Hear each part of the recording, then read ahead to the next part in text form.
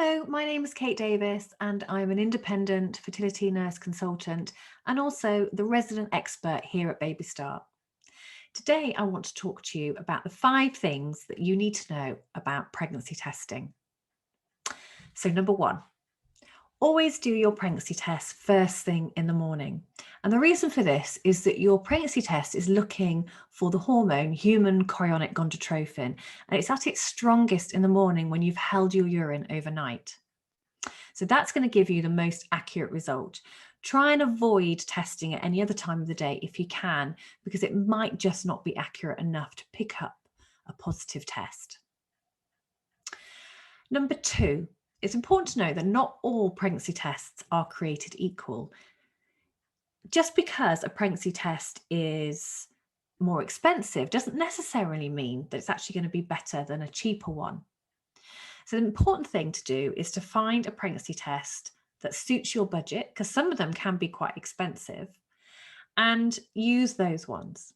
You might want to use a cheaper one, but I know from experience with other women, they might test on a cheap one and then feel that maybe the result isn't right and go out and buy a more expensive one the next time.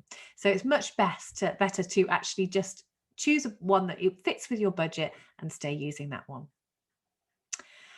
Number 3, don't test too early.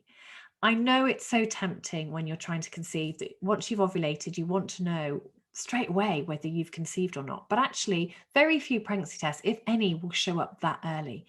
So it's much better to wait for as long as you possibly can, because that's going to give you a more accurate result. If you're having regular periods, then ideally wait until you've missed a period. Again, I know that's difficult, but really try to sit on your hands and do that. If you've got irregular cycles, then you might want to wait kind of around 10 to 14 days and then test, and that will hopefully give you the right result. Testing too early can be so disappointing. It can really mess with your head. Not only that, but obviously it's expensive to keep buying these pregnancy tests. So that would be my advice. Number 4, if you're recording your temperatures and your cervical mucus, and that's giving you a really good indication of when you've ovulated. So you might want to then use that information and particularly look at your temperatures. If you notice a temperature rise and then your temperatures remain elevated for at least 20 days post ovulation, then that is almost always a conception cycle. So it's a little tip there. If you're using your temperatures, if your temperature stays elevated and it's not come down with your next period and you've not had a period, then it's likely that you have conceived if your temperature has stayed elevated for more than 20 days. That could be really useful because actually it avoids you doing lots and lots of pregnancy tests.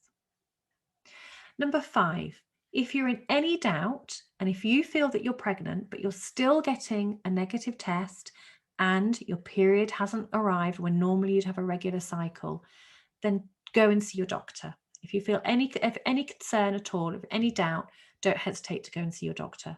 Your doctor will be able to take a blood test to look for the hormone human chorionic gonadotropin in your blood as opposed to your urine, which can be even more accurate. And that will then give you some reassurance one way or the other.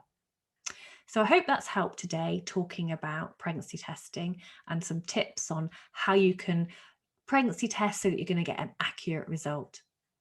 As always, if you've got any questions for me, please leave them in the comments below and I will happily answer them.